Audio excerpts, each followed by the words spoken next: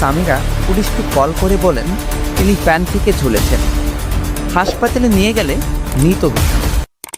প্রথমে আত্মহত্যা বলা হয়, কিন্তু পরিবার বলে খুন। মা নীলা চৌধুরী বলেন সালমান খুন হয়েছে। অভিযুক্তরা হলেন সামিরা হক, আজিজ মোহাম্মদ ভাই, রিজনি আহমেদ, যিনি কনফেস করেছিলেন। আজিজ মোহাম্মদ ভাই, সামিরা, রুসি, ডন, ডেভিড, জাভেদ, ফারুক, মুস্তাক, আমরা সবাই একত্রিতভাবে বাসায় যাই। বাসায় যাওয়ার পরে সামিরা দরজা খুলে দেয়।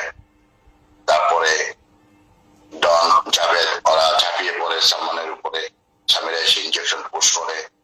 তারপরে আজিজ মোহাম্মদ ভাই দড়ি নিয়ে ওর গলায় ফাঁস দেয়।